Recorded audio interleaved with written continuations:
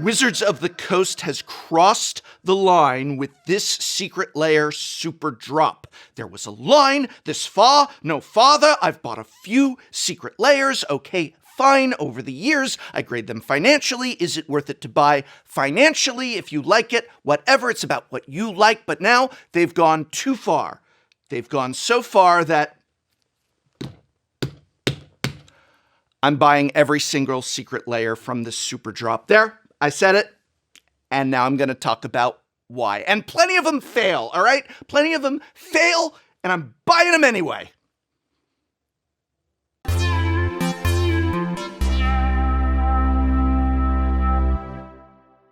Today's video, like all of my videos, will be a lesson in hypocrisy. No, wait, that's not right. Not in complexity. In complexity. That's what we teach here at Tellurian Community College, the complexity of value. Is it worth it to buy? Well, what is worth? Financial worth? Personal worth? These can be at odds with one another. I am not a hypocrite. I am not a hypocrite. It is okay to buy a Secret Lair even though it's not financially worth it. I'm pretty sure I've said that before. Quick, go back and watch every single Is It Worth It to Buy Secret Lair video that I've done up until this point, and let me know in which ones I said it's okay to buy a Secret Lair that isn't worth it financially, but that you personally want.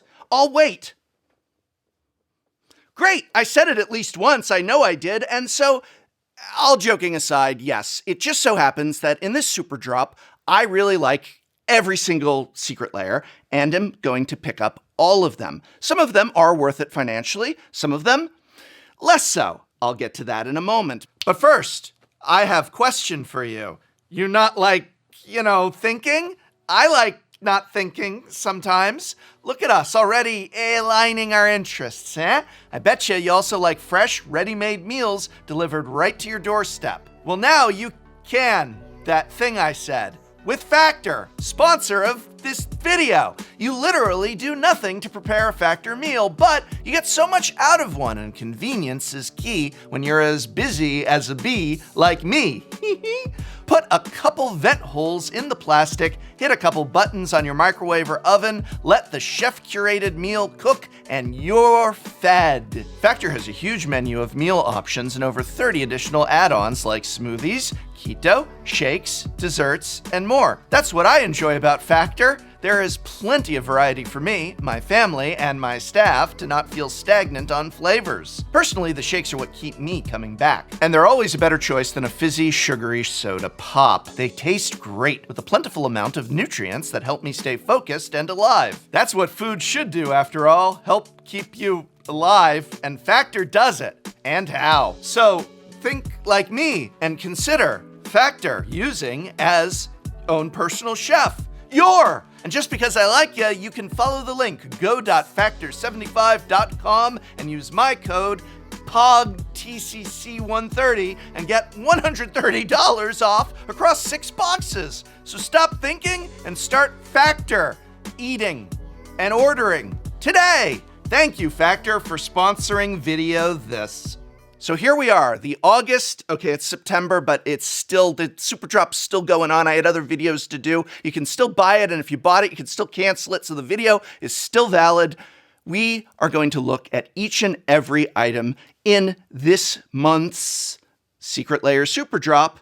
First up, we have Showcase Dominaria United Textured Foil Edition. What does that mean? No cards from Dominaria United. It's textured foils of the 5 original Elder Dragons, rendered in stained glass style, and available here for $49.99. Now, with the exception of Nicol Bolas, none of these cards have ever been printed in foil. So the only prices I can show is for their non-foil versions, which are, well, aside from Nicol Bolas, less than $1 each. Nonetheless, these cards are classics, even though they only really see play in Novelty Commander. Not even regular Commander. You're only running these as your Commander as a kitschy retro 90s throwback. I myself have advocated that people try and build a Commander deck using only one of the original Elder Dragons, cards, and cards from pre-EDH, meaning cards printed up until the first Commander precon. It's a fun way to play, but it is just a novelty, and the truth is, this is a secret lair that's $49.99 for less than $10 worth of cards.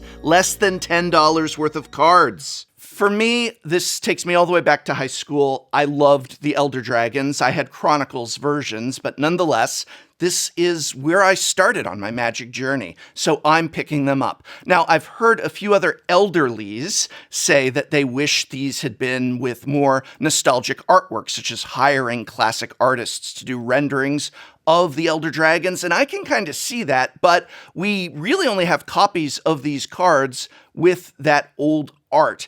And so I like the stained glass style enough. I like that we're getting foils. I wish that these were offered in non-foil and foil. I wish that there was some video of Wizards of the Coast showing us a sample so that we know what the heck they mean when they say textured foil. But this still is a cool item that even if I'm not going to play with these cards as the leader of my Commander decks, though I might, because I'm the type of person who likes those gimmicky niche Commander, things.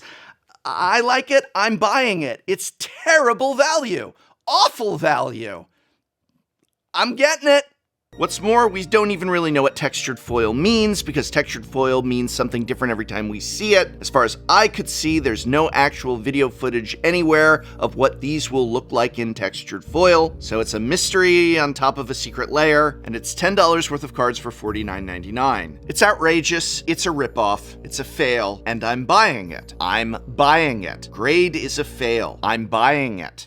Moving along, dear, farewell, Jaya, one of Magic's coolest characters. Figuratively, of course, she's a pyromancer. Here we have an entire Secret Lair tribute to her. Why didn't we get a Secret Lair tribute to Gideon when he died? Or to Elspeth when she died? And now that Ajani is a completed Phyrexian, it's like Ajani Goldmane, the Ajani Goldmane we knew and loved. He's dead. Why didn't he get a secret lair? Well, Jaya gets one, but sadly, her signature spell book doesn't quite contain that much in the way of value either. Jaya Ballard and Jaya's Immolating Inferno are both niche cards that see no play outside Commander and don't really see much play there either. Pyretic Ritual, though, does get some play in Modern, especially in Storm Strategies, and Pyromancer's Goggles does tend to see some niche Commander play, but the real money card here, if you can call it that, is Repercussion, $26 for the non-foil, and since it's from an era where there were very few foils, that foil price tag at $125 really is going to push the total high. In non-foil, they're charging $29.99 for $30 worth of cards. For foil, $39.99 for $155 worth, though without that foil Repercussion, there would be no value in the foils either. Grade here is a D/C+.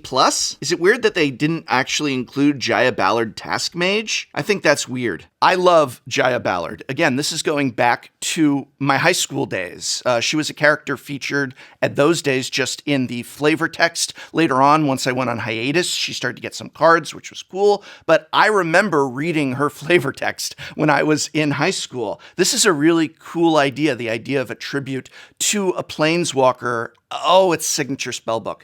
Oh my goodness, this is literally just signature spellbook Jaya, but we already had signature spellbook Chandra and signature spellbooks. How come signature spellbooks, which they have to print and send to stores, signature spellbooks cost $20 for nearly twice as many cards, and here it's only 5 cards and it's $29.99 and $39.99. The price, it's in no way tied to individual cards. They sold us 100 cards for $100 with the Commander Secret Lair. This is a signature spellbook. Oh, there's so much about this that is so distasteful in the way that capitalism operates. But I love Jaya, so I'm buying it. All right, next up, here we go at last. A secret lair made not only of playables, but entirely of playables. I guess that's why there's 4 cards instead of 5. Artist Series Nils Ham takes one of Magic's most beloved artists and allows them to render 4 highly playable cards in their style. Deep Glow Skate is a staple in multiple Commander deck archetypes, especially +1/+1 counters and Super Friends. Interestingly, those very same decks are also going to want Contagion Creation Engine and Sword of Truth and Justice, which are both in this secret lair. I don't know if that was an accident. I hear that for the Artist series, the artists get to select. I don't know if that's accurate. I don't know if Nils Ham actually plays with these cards in their commander deck, but the fact that 3 of these 4 cards are gonna likely be in your commander deck, as in the same deck, is really cool. And Tireless Tracker, yeah, that's an all-star as well. Overall value isn't quite as high as I'd like to see from a secret lair, but it's not non-existent either. $47 and change for the non-foil and $93 for the foil. Once again, this is a great example of why throw in a 5th card. Just commission that 5th card. It could be enough to really push this into A territory. As it is, both for the non-foil and the foil version, I'm gonna say B+. And yes, buying this one too.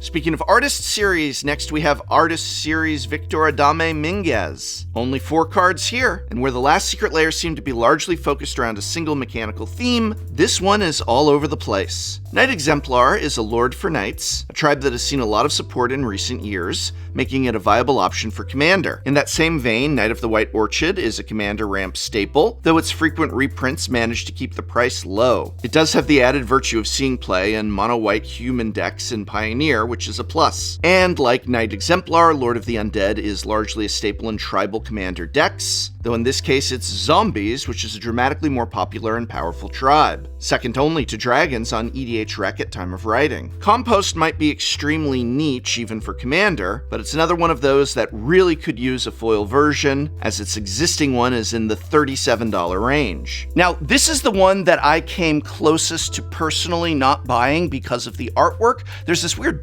biker theme in it. They're on motorcycles. That's kind of weird. Is this a Warhammer? If this is a Warhammer reference, I didn't get it because I don't play Warhammer. Sorry, Vince. But I don't know. I've said that I like my Magic art to depict the Magic the Gathering world and setting, and I don't think, at least I hope not, that this is depicting a world of Magic the Gathering. There's some reference I'm not getting. Maybe this is Biker World, Mad Max World. Did we do Mad Max World? Oh God, I just gave them an idea. I want 10% of sales.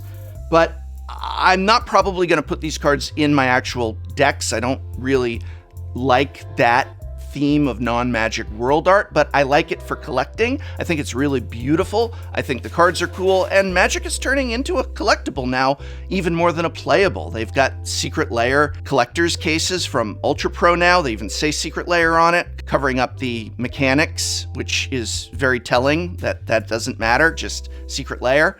And yeah, I bought these, and I like the idea of showing stuff off. I might take my favorite Doctor Who cards and put them in these as well to put on display. I don't like everything about that, but Magic the Gathering is changing, and I don't have to like all of those changes. I can like some of them, and I can find the aspects of it that I enjoy, such as showing off art that I might not play with, but like just the same, just like the Doctor Who cards. Yeah, I'm buying the Doctor Who commander decks, by the way. I don't like that Doctor Who is mixing with Magic. I'm buying them. I'm gonna geek out about it with Gavin. Sure. It's complexity. I'm not a hypocrite. We've got a bit of a split in value here, with the non-foil versions being only worth $26, so that's less than the price of the non-foil Secret Lair. Foil's up in the $87 range. I'm going to say the grade here is a D and a B. Interesting wide split, but as a huge fan of Mingus's work, yeah, I'm buying it.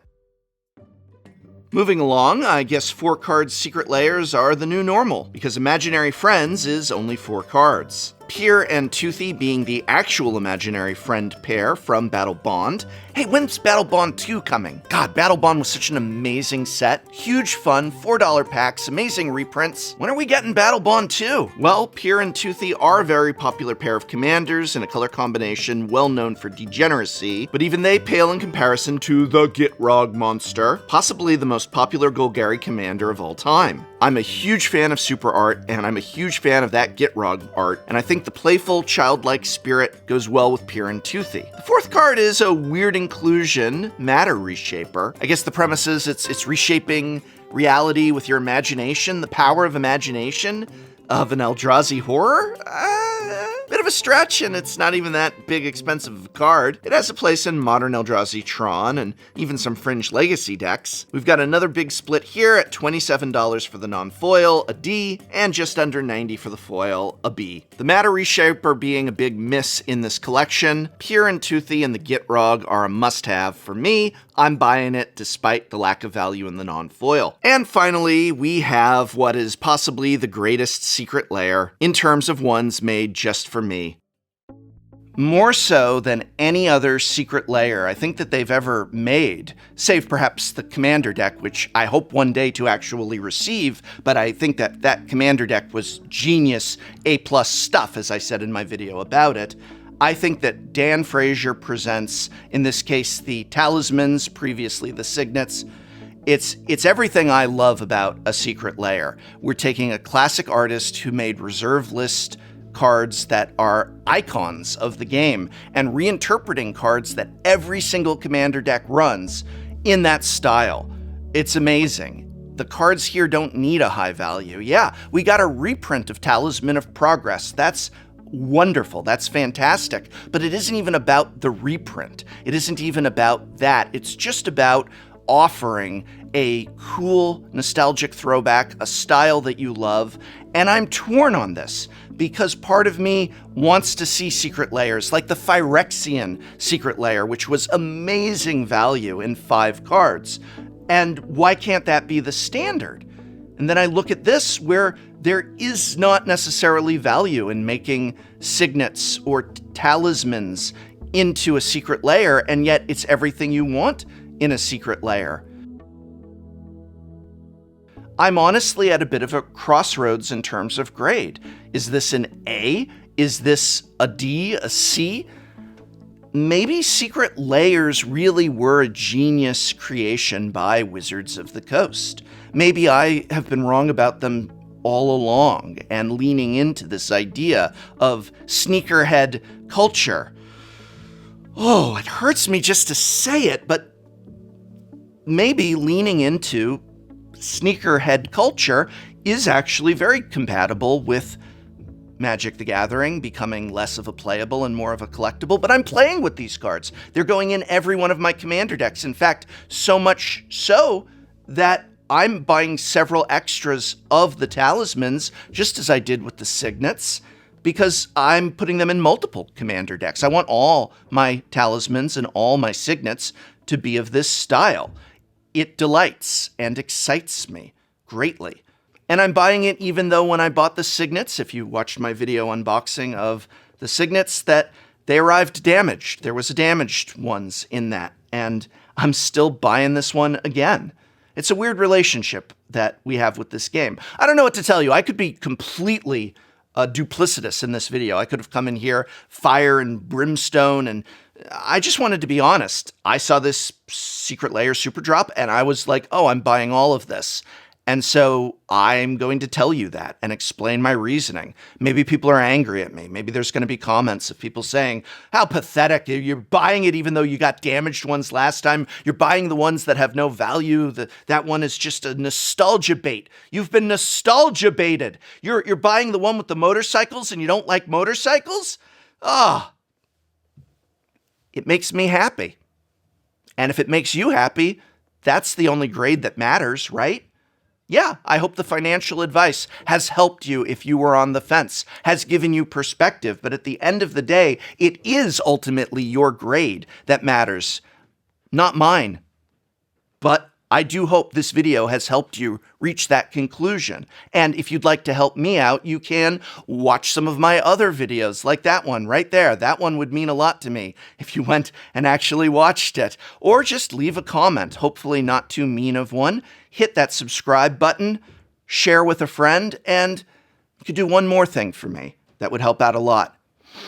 Exhale, have a little fun, enjoy yourself. And if you do that, that'll make me happy too. Thanks once again to Factor for sponsoring me talk to you about Meal Next. The ease of Factor is widely simple and worth checking out, so don't forget to enter my discount code PUGTCC130 at go.factor75.com to get $130 off across 6 boxes. Factor, you thank. Me thank you once again. Yes, I need a meal. I'm feeling a little like I need a bite to eat. That's probably what it is. I know, Factor.